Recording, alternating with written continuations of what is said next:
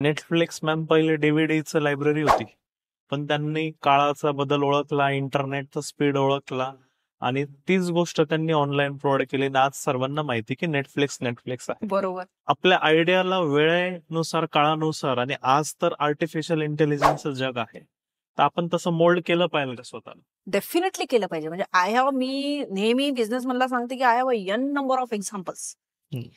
मग ते बिझनेस करत नाहीत का त्या काळामध्ये त्यांनी खूप बिझनेस केला, म्हणजे खूप छापले. अगदी तू जसं नेटफ्लिक्सचं उदाहरण दिलं माझ्या डोळ्यासमोर आता आहे, म्हणजे जे आपल्या युगात घडलं.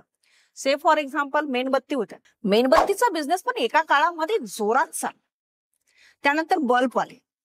ओके, छोटे आपले बल्ब आले, त्याचा पण बल्ब चालला. त्याच्यानंतर एलईडी आल्या, त्याचा पण चालला. मग मेणबत्तीने हा हट्ट धरून बसला नाही ना की आत्ताच्या काळात मी मेणबत्तीचाच बिझनेस केला तर चालेल का? चालतोय. ओके, आता पण लक्षात घे, मेणबत्तीचा बिझनेस चालतोय, पण त्यांनी ती छोटी पांढरी मेणबत्ती नाही ठेवली. कॅन्डल लाईट डिनरला आले, सेंटेड आलं. त्यांनी काय केलं, म्हणजे just see how it changes. एका काळामध्ये अंधारात जेवण करणे हा लाईट नाहीये बुवा, त्याच्याकडे इलेक्ट्रिसिटीचं बिल नाहीये, म्हणून अंधारात जेवण करणे त्याला तसं ट्रीट केलं जायचं. Now candle light dinner is status. Okay, मग बिझनेस होतोय ना, सो दे हॅव अपडेटेड. मला म्हणायचं की अपडेट झालं पाहिजे.